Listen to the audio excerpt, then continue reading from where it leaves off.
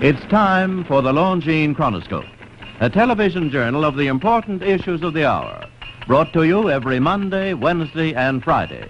A presentation of the Longines Whitnor Watch Company, maker of Longines, the world's most honored watch, and Whitnor, distinguished companion to the world-honored Longines. Good evening, this is Frank Knight. May I introduce our co-editors for this edition of the Longines Chronoscope? Larry Lasser of the CBS television news staff, and Kenneth Kramer, executive editor of Business Week magazine. Our distinguished guest for this evening is Charles R. Sligh, Jr., president of the National Association of Manufacturers. Mr. Sligh, upon your election in 1953 as the president of the National Association of Manufacturers, you pledged industry's wholehearted cooperation with the Eisenhower administration. Have you had any occasion to change your views? No, I think we want very much to cooperate with the Eisenhower administration. That does not necessarily mean, of course, that we're going to agree with everything they do. NAM sets certain policies which it wishes to follow based on principles which we believe are sound, and we believe in going straight down the line for those principles. Once in a while we don't happen to agree with the administration, as was the case in connection with the excess profits tax. But we would like to cooperate with any administration in office in this country to build a greater America. Well, may I ask you, sir, what about the present administration's plans to lower tariffs?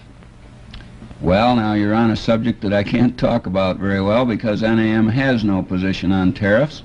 We find that our members have such widely divergent opinions and views because of the different businesses in which they're connected that we don't feel NAM can speak effectively for its over 20,000 members on the matter of tariffs. Some of our people want high tariffs, some low.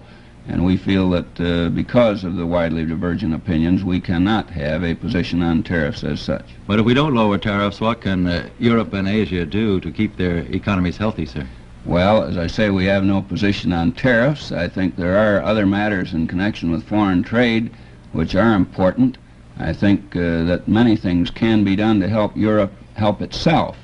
I've been very much encouraged recently to read about the meeting of the 6 powers in Western Europe: Holland, Belgium, Luxembourg, Italy, West Germany, and France. I understand they're meeting to try to break down the economic barriers which now exist between their countries and allow a free flow of goods and services and people within their borders.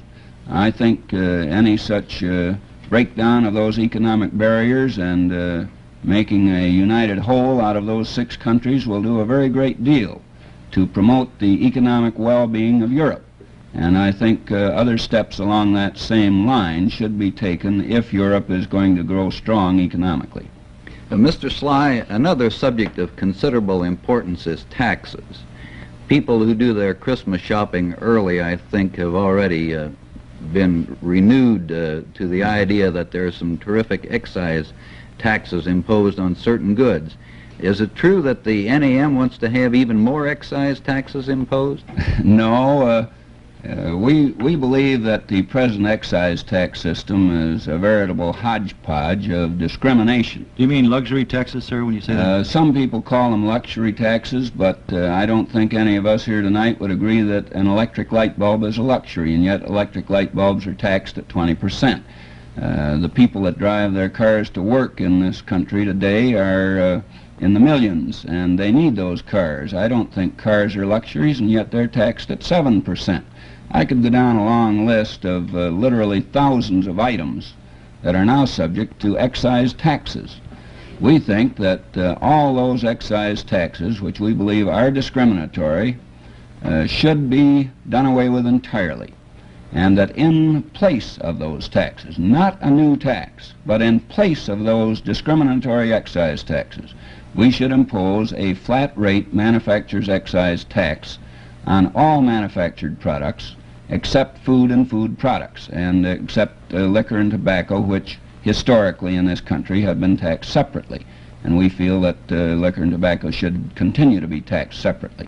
Now, it happens that a flat rate tax of approximately 5% on the manufactured goods would bring in the same amount of revenue as is now being brought in through the very highly discriminatory taxes which are now in effect. Well, isn't the problem of this administration to raise additional revenues, and if you take away the luxury taxes, you replace it with a general manufacturer's tax, would that bring in additional revenues or just make up for what has been lost out of the luxury tax? It would not bring in any additional revenues. My fear is that the present discriminatory system will not continue to bring in what it is now bringing in.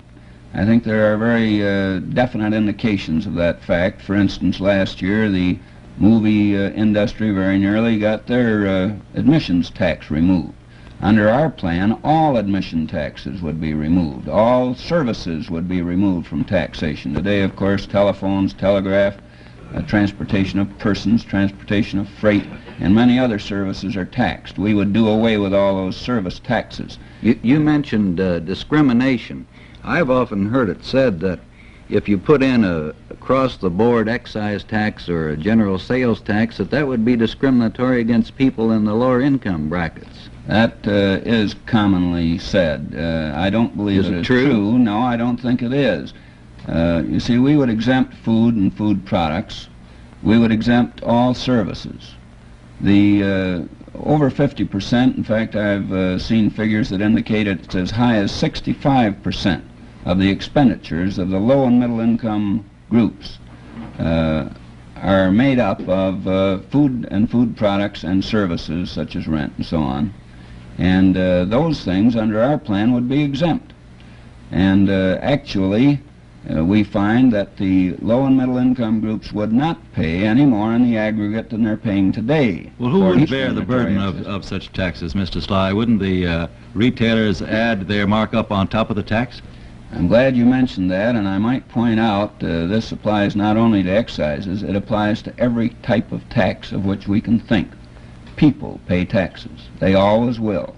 And the idea that a corporation can pay without hurting any people is a fallacy. In other words, some people unfortunately think that because a tax is applied to a corporation, that some way or other the brick and mortar and machinery are going to pay the taxes. People pay the taxes. Either the employees are going to be penalized, the management, the owners, or the consumers when corporation taxes are applied. And people are always going to pay taxes, and they will pay consumption taxes or consumer taxes. Well, as would well. you be removing the taxes from the corporations and passing them on to the consumer this way? No, we don't. We don't plan to do that at all. We merely replace the present discriminatory taxes with a fair and equitable distribution of the present excise tax load. You see, today we truly have a hidden excise tax system, because I doubt whether any one of our audience realizes that there are today thousands, literally thousands of items that are taxed. And the rates range from 465 thousandths of a cent a pound on sugar up to 25% on many items. That is truly a hidden system because nobody can keep track of all the taxes they're forced to pay. But a 5% excise tax, flat rate, on all manufactured products except food and food products, would be a tax that everyone would know about. It would not be a hidden tax at all. Well, may I ask you just what the difference is between a general sales tax and an excise tax? I think the main difference would be the point at which it was levied.